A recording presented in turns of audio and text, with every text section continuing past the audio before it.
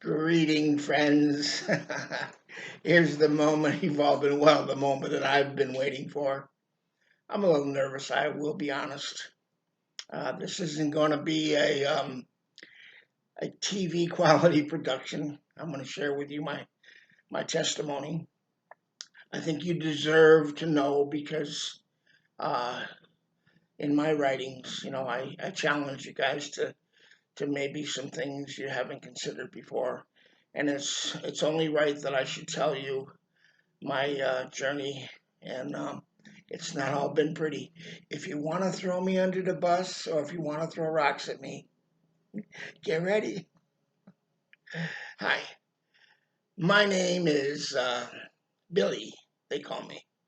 William Charles Rask Bergeron. I'm a Buckeye, born in Columbus, Ohio, where my daddy was going to college, and uh, I have the given name of William Rask, but Rask is an adopted name. I'm really a Bergeron. That's a whole nother story. Um, we moved up to the Cleveland suburbs sometime around, I don't know, I think it was like first grade, second grade, something like that. I went to Catholic school, and I'm going to make this quick because a couple things I want you to know, and I have to move on. I um I was a clown. All right. Me and my buddy Billy Hines, we would pass gas and do anything possible to crack the class up until we were told to stand at attention in the hallway. So I was a clown and I failed. I think it was third or fourth grade. I really don't recall. It's been a while. But yeah, I was a clown. But I had this very soft spot in my heart for the Lord that really transcended Catholicism. And very, very early in life, the Lord planted four seeds deep, deep, deep within the recesses of my soul. And it was for a purpose. And as I grew through life, these seeds sprang up at different times and brought different lessons and dimensions to me. I'm only going to mention two very quickly. Two are going to have to wait. But you've already read about the Emperor's New Clothes, okay? Catch that story if you haven't read it in a while or have never read it. It's a great story. Little boy busted the whole town for their duplicity because he wasn't worried about being rejected by the community. And that little boy said, I wanted to emulate him. I want to be like that one day. So that was a seed that was uh, the Lord would bring to the surface and allow me on different levels of difficulty to learn what this little boy knew. Okay, and the other one is you read the Caterpillar's Dilemma poem and the story that goes along with it, and that was a dream. I already wrote about it. That was a dream that I had, a reoccurring dream, and little did I know that these four things would grow up, and especially these two things would grow up and impact my life in the way that they did. All right. Somewhere around eighth grade, I discovered girls.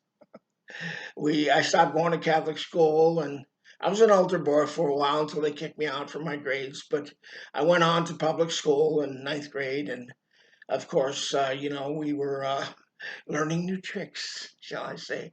Yeah, we were starting to get high, sniffing glue. Ooh, how disgusting. Sniffing glue and drinking whatever alcohol we could find and, you know, proving ourselves as men and everything like that. But, by the time I got into high school, of course, we were smoking weed and, experimenting with this and that and this and that. The bottom line is to this very day, I'm almost 70. To this very day, I don't have a high school diploma. I never quit. I just kind of petered out.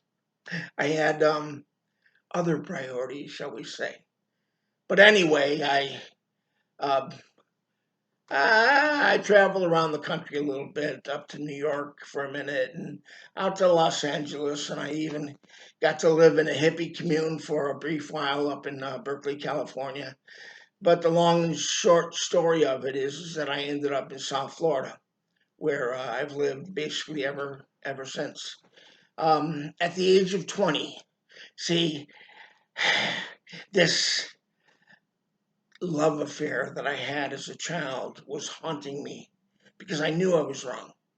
I knew I was throwing my life away, and I knew, and instinctively, I knew that I needed to get right with the Lord. So at the age of 20, riding a bicycle down the street,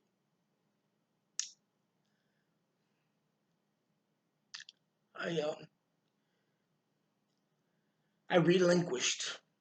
I said, "Here, Lord, it's in your hands." Um, I was very serious about the Lord, and I understood there was a cost factor involved in it.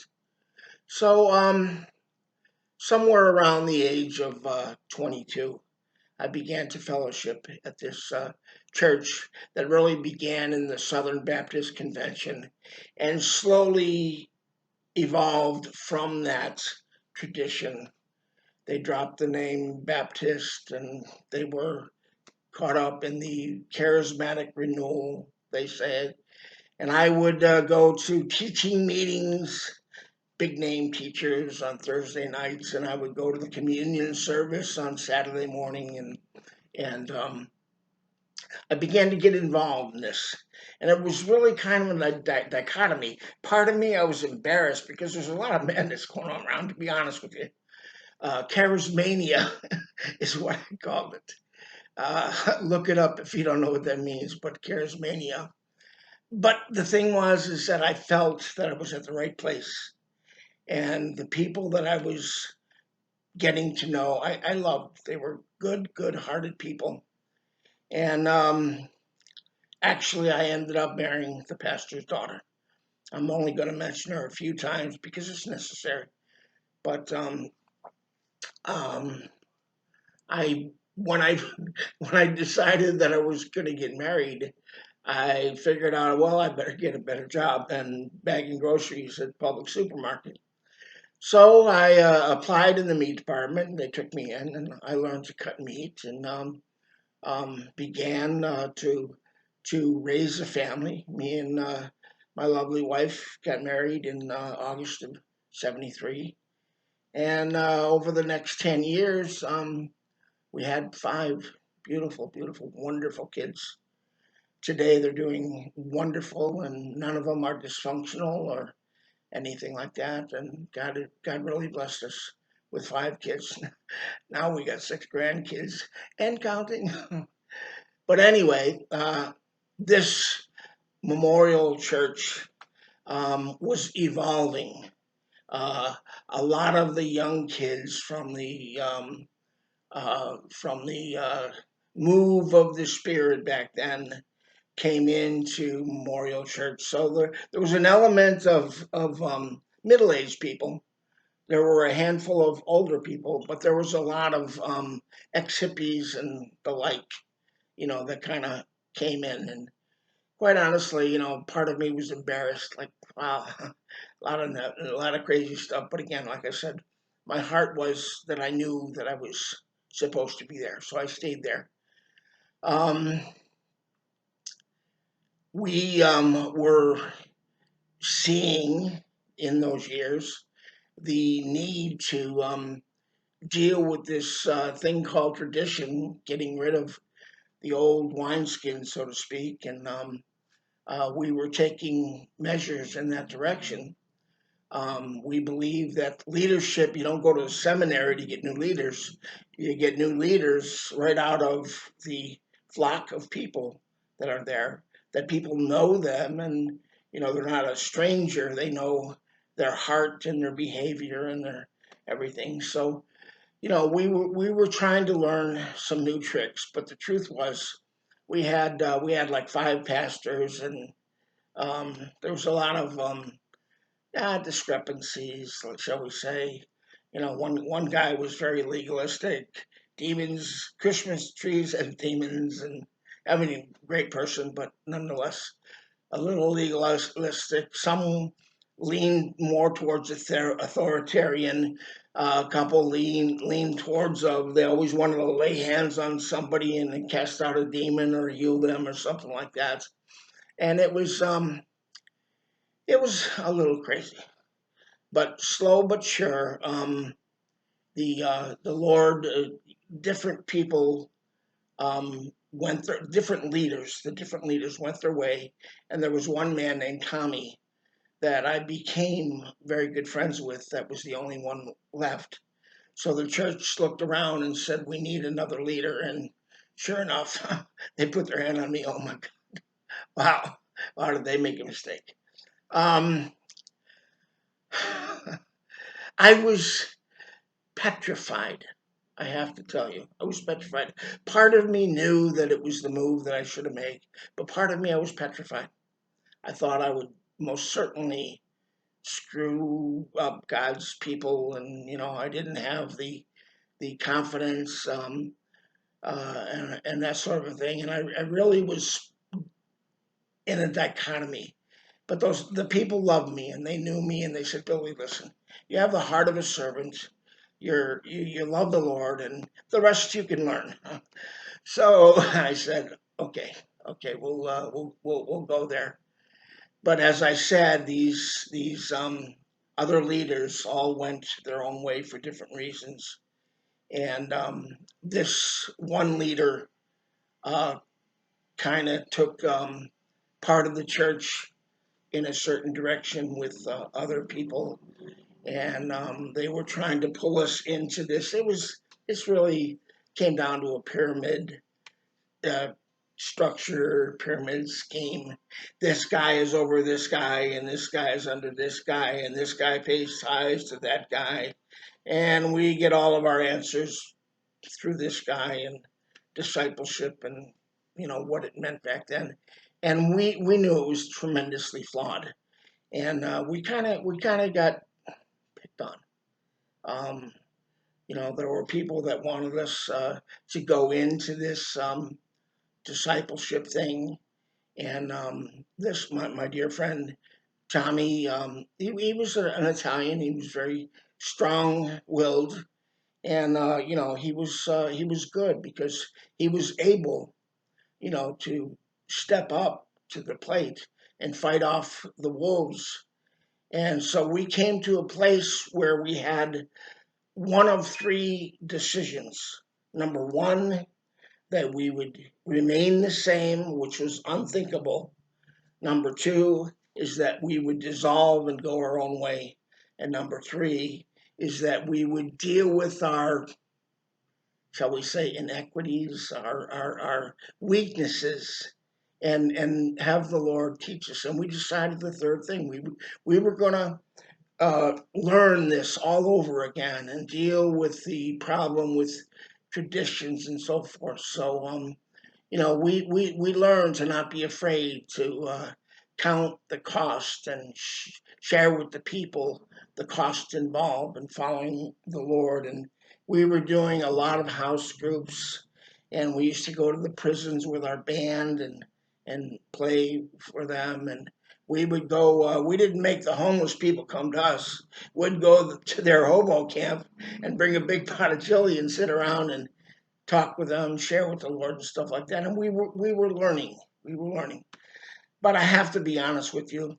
Um, One of the things that was very difficult for me is that some of these people on the outside, were saying, "Well, Billy, he was this soft, sweethearted guy, and this guy Tommy turned him into a tough guy, I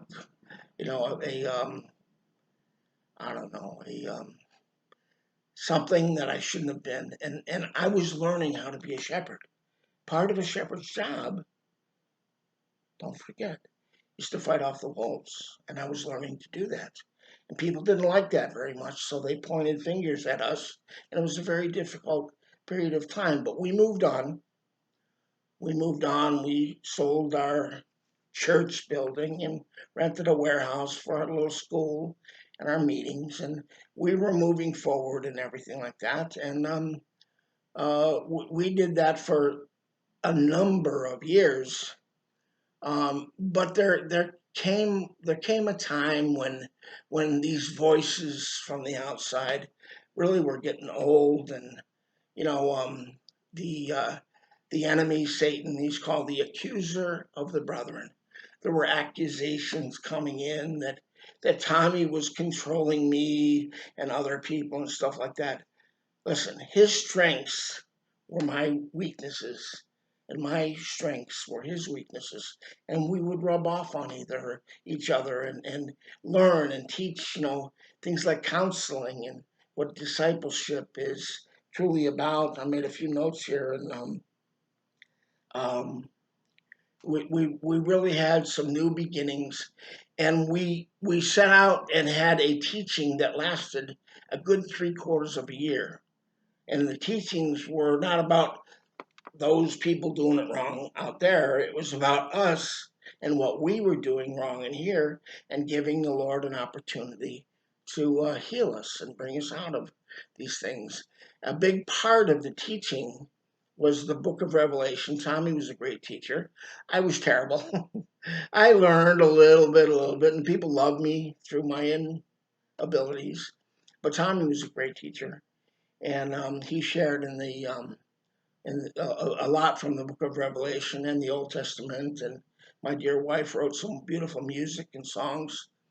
Um, uh, oh my! But we came to a point where we were studying the seven churches in the book of Revelation, chapter 2 and 3, and we were looking at their strengths and their weaknesses, and things like the Nicolaitans and losing your first love, and we were trying to see ourselves accurately and do what was necessary to make the changes.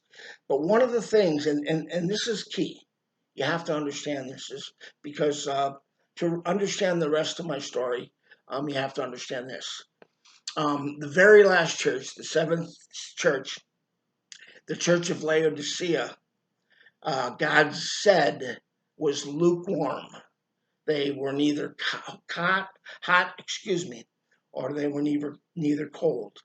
They were lukewarm, and God very made it very plain. Listen, I would prefer that you be hot, but if you can't be hot, then be cold, because lukewarm is putrid. Lukewarm, puke warm. He said he would vomit them from his mouth. And that stuck in me like a dagger. I said, oh my God. Oh my God. I don't ever want to be lukewarm. Okay. So we went on. We sold our church building, as I said, and we moved forward and everything like that. But occasionally, some of these accusations would come that I was just being controlled and stuff like that. I made some mistakes. Tommy made some mistakes. We all made some mistakes, but I never tried to control anybody, and I really don't believe Tommy did either. We weren't perfect. We were learning as we go, as we went. But anyway, as the years, excuse me, moved on, the daggers from the accusations and the lies really began to affect me. And like I said at the beginning of my life as a pastor, um, I really began to think and believe, wow, maybe these problems are my fault, and maybe this and maybe that, and I fell victim. I'm not gonna lie, and the fervor that I had for the Lord, diminished. I didn't backslide or nothing like that. I just, I wasn't on cue, and you know, um, I was beginning to struggle, and probably had things gone on, I probably would have stepped down, just to be honest. But the bottom line of what I'm saying is that we came to a place where we were at an impasse as a church. So we prayed and we fasted and asked the Lord, what would you have from us? We didn't have, please listen, we didn't have a church split. What we had is we agreed that the Lord was saying that we would dissolve, everybody would go their own way, find a new place to fellowship at, bring the good that they had, learn what the other fellowship would interject into their lives. That was what we intended to do. But see, here's where things get dicey. I didn't, as we went our own way, in my heart of hearts, I knew that the fervor was gone. I knew that I was no longer hot for the Lord. Lukewarm petrified me, absolutely petrified me. And the only hope that I saw was just the honesty of saying, Lord, I'm cold. I'm not gonna go warm a pew and look at somebody's head sitting behind them every week and stuff like that. I'm not gonna, put my family through the traditional stuff. And so I decided to be cold. I didn't sit there and say, "Oh boy, now I'm gonna backslide," and now I'm gonna, "Oh boy, whoopee the fun," stuff like that. No, no. I said, I told the Lord, I said, I declare myself cold, and Lord, if you still love me, and I was convinced that He didn't. If you still love me, do what is necessary. Be a father to me and restore me. Okay? That was my continual prayer, not for a season, but for the years that followed. Because eventually you walk away from the Lord, you're going to backslide. And I did.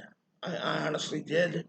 I ended up going into management at Publix. They had been wanting me to do that for a while. And I determined that I would indeed do that. My kids were older, and all the hours that you work as a manager didn't matter so much anymore. So I buried myself, is what I'm saying. I ended up slowly backsliding in. You don't need to know, it wasn't pretty. I admit to you, it wasn't pretty. But um, I buried myself in my work at Publix as a manager, and I was good at it. I could have gone on to the warehouse. They tell me to be a supervisor, but that just wasn't me. But something happened in me, and folks, I don't know how to describe it except to say somewhere around 1995, I began to disintegrate inside. I just, that's the only way I can tell you. Molecule by molecule, I began to break down, break down, break down. It was getting worse. I couldn't sleep. Um, I was, uh, I was desperate. Lord, I know you hate me. I put my hand to the plow and I look back. I'm not worthy of the kingdom. He who uh, he who does something bad to my little ones, it's better if they put a millstone around his neck and threw him into the sea. I was thinking that, and I was convinced that the Lord didn't love me, and maybe I don't know what He was doing, but I was really scared. Okay, November 11th, 1997. I came to a place where I could not even function at work. I couldn't carry out my duties, and I was scared, and I was I don't know, completely a complete meltdown. Okay, so the bottom line was about 3:30 in the morning. I said my last prayers, and had a big shot of vodka, get some liquid courage going, and I pulled my car in the garage and shut everything, rolled down my windows, turned it on, and fell asleep. Quite a while later, through the corner window of the garage, the light woke me up, and I panicked. I said, "Oh my God, my kids are getting up for school. What am I going to tell them?" I panicked. I pulled the car out and went in and laid down on the bed. And my wife said to me, um, what smells like gasoline? And I said, oh, well, honey, I spilled something in the garage, and I had to get some gasoline to clean it up. She says, baloney. She went out there. I had run over the ironing board and the file cabinet in my desperation, and she came back. She said, she knew. She said, you tried to commit suicide. And I said, yeah. Well, we spent the day um, going to psychologists, psychiatrists, medical doctors, everything. We spent the whole entire day. Um, that evening, a doctor, after dark, tested the carbon monoxide in my system. And he said, sir, what time did you do this? I said, it was before dark. And I was in there for quite a while. He says, somebody upstairs is looking out for you because you have enough carbon monoxide in your system still to kill a horse. And they diagnosed me with bipolar disorder, type 1. Let me say quickly, most people confuse type 1 and type 2. Type 2 is the roller coaster ride every day, up and down, up and down. I didn't have that. I had the worst of the two. Type 1, where I would be perfectly fine for a while, and then the chemistry in my brain would get all out of whack, and I would be a lunatic. Let me quickly here. Let me give you the definition of psychosis, and this was one of the keynotes of the illness. Okay, delusional psychosis. Psychosis, a severe mental disorder in which thoughts and emotions are so impaired that contact is lost with the external reality. Okay, I began to have episodes in which the only way I could tell you is I thought I was the next Cherokee chief during one of the episodes. Another one of the episodes, I thought I was Jesus Christ. I mean, I had him, and then after a few weeks, slowly my chemistry in my brain would go down normal and I would be fine for a while. And I tried several ways to reinvent myself. I opened a nightclub and had an investment in used car lots. Um, I did several things. I began writing, one of the things, okay? Um, anyway, and this is tough to tell you because my episodes got so strange at times that my wife would put me on a restraining order. She went to the meetings for the National Mental Health Organization, and they told these people, be careful with people with bipolar disorder because they get violent. I mean, what was she supposed to believe? Me or them? So she would be afraid for herself and for the kids. I never touched her, and she would put me on restraining order, and I would be out roaming the streets and learning to eat out of the dumpsters and just wandering around, being Baker acted once in a while, not often, but I would steal some food. I got busted one time for doing that, but I was a lunatic on the loose out there. Okay, and I didn't know what the Lord was doing. I thought maybe he was torturing me before I spent an eternity in hell. I didn't know. I wasn't mad at my wife. I never touched her, and I know she would agree with that.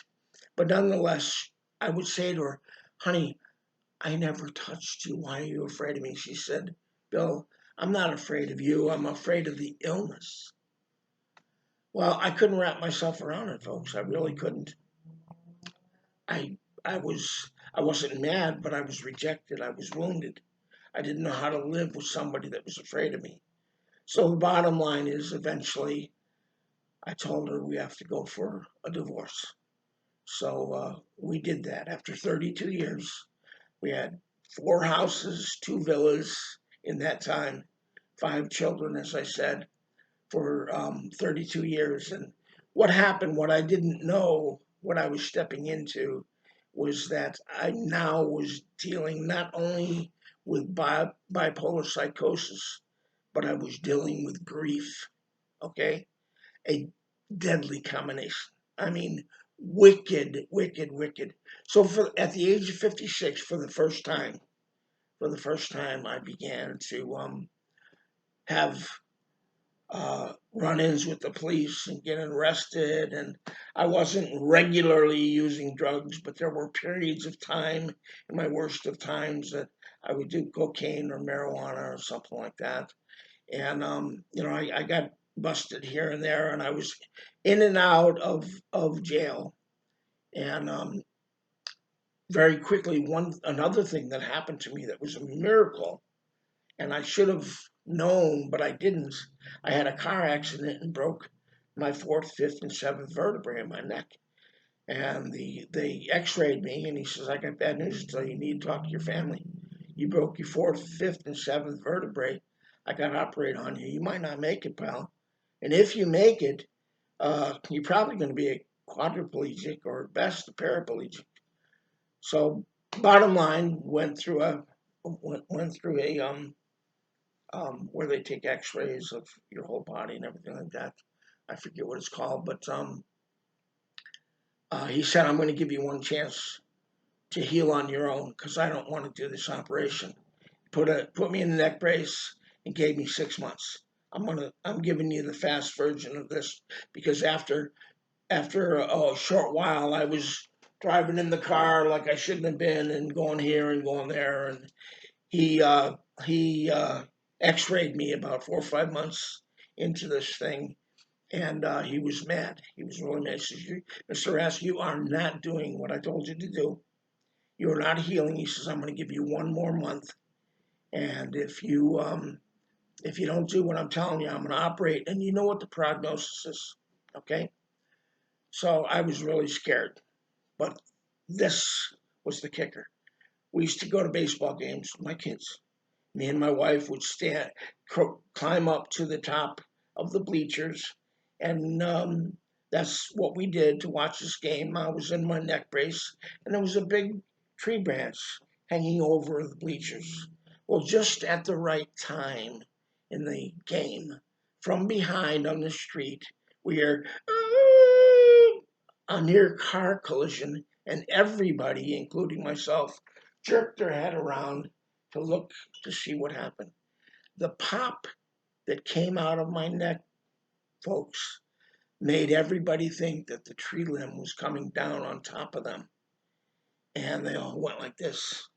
And what happened was God gave me a chiropractic adjustment and my neck was healed. Can you believe that? But anyway, I still wasn't listening. I still wasn't hearing. Anyway, the bottom line is dealing with the grief and the bipolar. I would get in more trouble and more trouble and more trouble. One lady told me one time that I was going to be doing God a favor, that the society would not be not would be against society. So I was, in my deluded state. Bottom line is, I started a fire thinking I was doing somehow God a favor, and I ended up going to prison. Okay, and I could have gotten something like 30, 35 years, but they knew that my condition was what was bringing on. They didn't think I was trying to hurt anybody, and my apologies go out to the people of the villas where I started the fire in the recreation hall. But I was a real mess. I was a real mess, folks, and I went to prison. And I'm telling you this to say this: that caterpillar's dilemma poem in the story. I went into a cocoon. All right, I was like insulated by this horrible feeling of being locked up and thought of as a criminal and all this kind of stuff. Anyway, I did 5 months in the mental hospital. I did a year or so trying to work my case, and I ended up taking a plea and going to prison. And there's a lot really that I can tell you about, but the bottom line is this, and I'll give you one more bad episode that I had. A bad episode on South Beach, and I was being difficult with the police. I wasn't attacking them or cursing at them or nothing like that, but they wanted me to get off the beach, and I kept on pushing the envelope every night. They'd have to come by and tell me to get off, get off. Ended up that they ended up beating the hell out of me, and then reversing the charges that I assaulted them. Didn't happen. It didn't happen. Uh, they tried to teach me a lesson. Don't come back here, and they beat the hell out of me, and I ended up doing 6 months for that. Why am I telling you all that? I'm telling you. I mean, there's so much I could tell you about, but I wasn't seeing the big picture. Okay. As my time was winding down and I was reading the scripture and trying to grasp, Lord, I thought I asked you if you loved me to restore me. I began to see something that a lot of people maybe don't see so well. And let me read 3 quick scriptures. Psalms 119:67. Before I was afflicted, I went astray. Psalm 119:75. In faithfulness you have afflicted me. Psalms 71:20. Though you have made me seen troubles, many and bitter. When I began to plug in to those scriptures, I began to slowly be healed.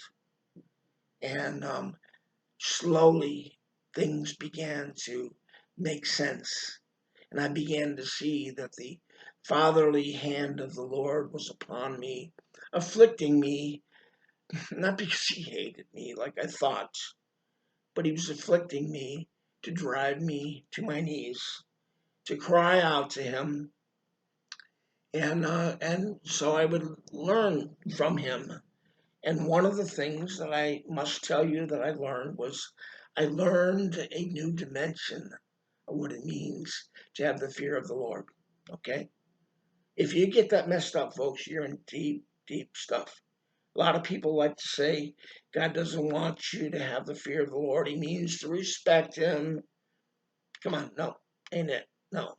Fear of the Lord is like your parachute jumping out of an airplane. You must have the fear of the Lord.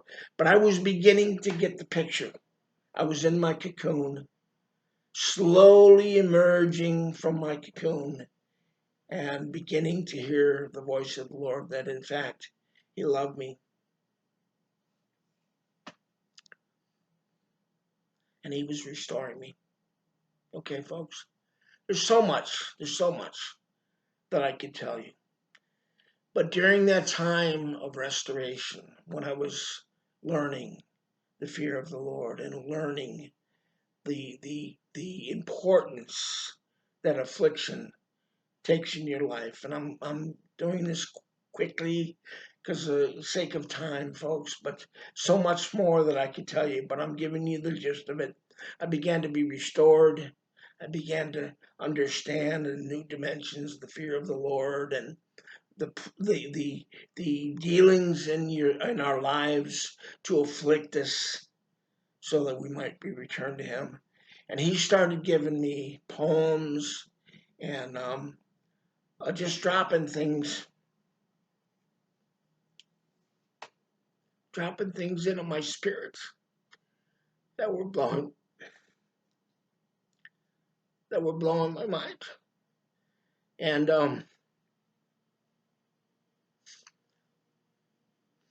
I've, I've been restored now for 7 years. I haven't had an episode. He's healed me. And I've been pursuing my writing that he's given me. And I want to end by sharing this poem with you that he dropped in on me. It It's called Thank You for This Journey. Thank you for this journey. I had no clue at all. Going down for the third time, infected by the fall.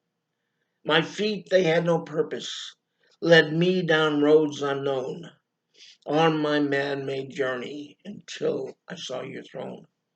Humbled by your heartache as you watched me squander life, exiled to the wilderness, stumbling through the night. You, you found me on a gurney, broken, bleeding, soon to die. You gave this touch of healing. My heart broke down to cry. Oh, thanks for my affliction. It brought me to my knees. In my hour of darkness, it taught me your decrees. Epiphany unfolding, the pure in heart see God. You lit the path of righteousness, the one that I now trod. Set my feet on pilgrimage, please never let it end. Blind eyes now see you, you're much more than a friend. Longing to see you face to face, giving thanks for your amazing grace, to sit at thy table prepared for me, wedding gown spotless, for you have set me free. You set me on this journey, holy ancient of days. Thank you for this journey. You are worthy of all praise. Hallelujah to Messiah. Thanks be to the Lamb, giving praise to Yeshua, the great I am. I offer these writings and this work to you folks in pureness of heart. I hope you can learn from my journey. Thank you.